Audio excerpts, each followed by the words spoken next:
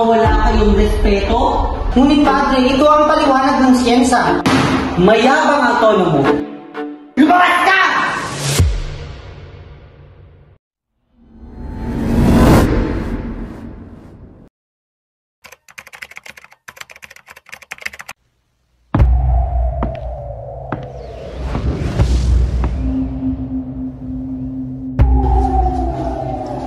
Muchas gracias, Padre Milon. Mag-iupo na kayo.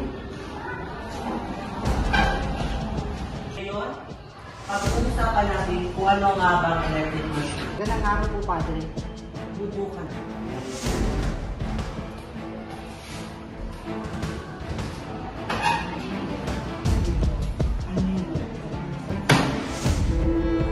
Huwag dito malaki. Tumayo ka.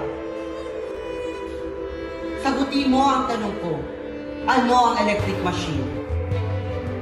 Father, parang po yung makina na umiikot na naglalabas ng bola. Parang ganun po. Again, Juanito. Napakatalino mo talaga. Paano naging tama yun? Parang ganun. Hindi naman. Basilio! Tumayo ka.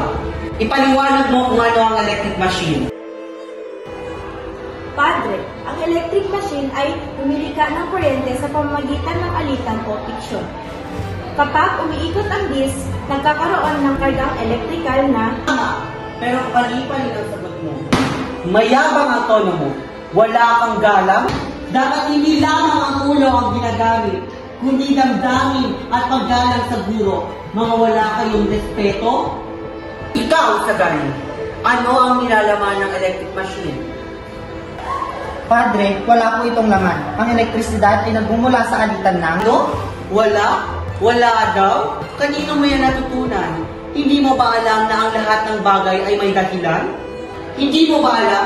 Ito ay mga puwersang ibinigay ng Diyos? Ngunit padre, ito ang paliwanag ng siyensa. Siyensya? Na naman?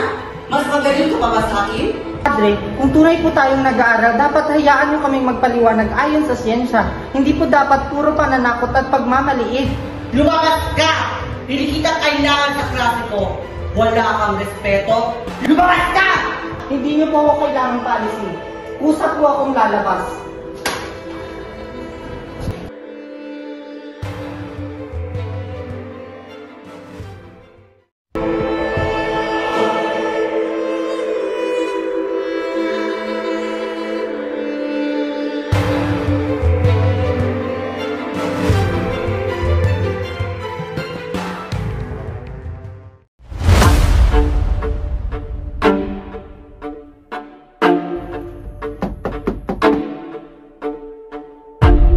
Dinamita.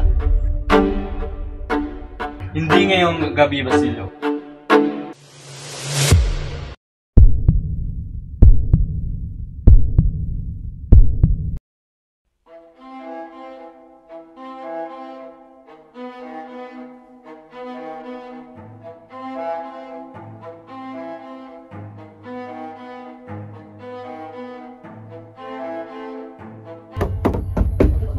Pasok.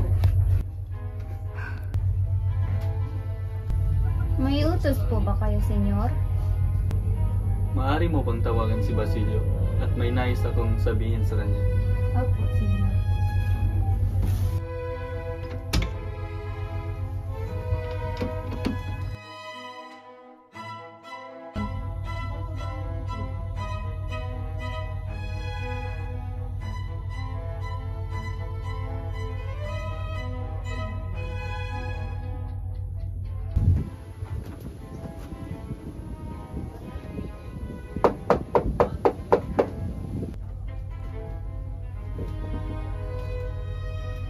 Ikaw ba yan, Basilio? Opo, senyor.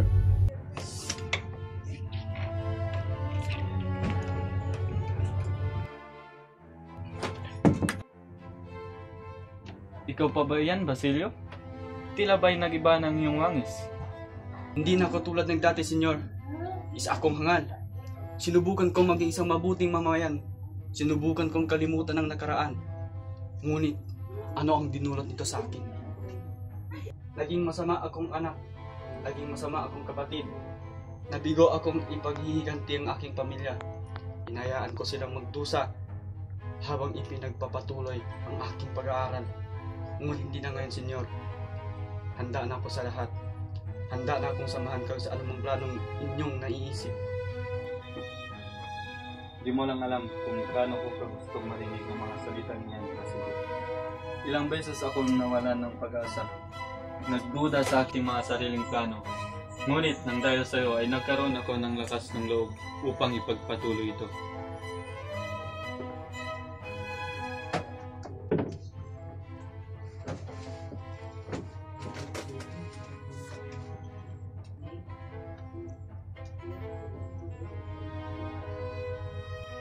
Isang lampar.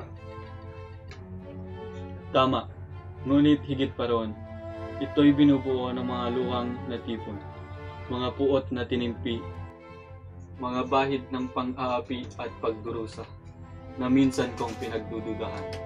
Ngunit napawi dahil sa iyong pagdating.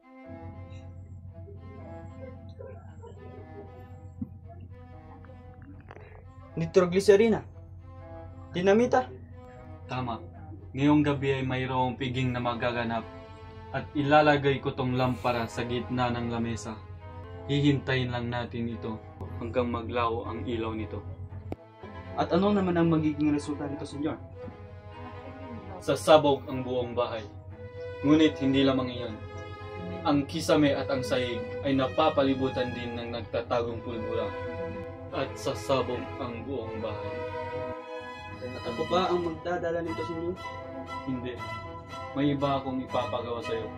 Sa oras ng pagsabog ay ang hudyat ng pag-aasa na pamumunuan namin dalawa ni Kabesang Tales. At ano naman ang kailangan kong gawin? Pamunuan mo ang pagligtas sa mga mamamayan at dalhin mo sila sa pintungan ng Quirino. Doon nakaimbak ang mga rifle. Kunin mo iyon at pagkatapos ay magtungo kayo sa tulay. Maglagay ka ng harang bago pa man magkagulo ang mga mamamayan. Paano kung mayroong tutupang? Wala na tayong oras para sa pagdadalawang isip. Hindi ngayong gabi, Basilio, sapagkat ang gabing ito ang huling matuwid. Ang lahat ng tututol ay ituturing ng kalaban. Wala nang lugar para sa kaduwagan. Naiintindihan ko, Senyor. Kinuha na lahat sa akin.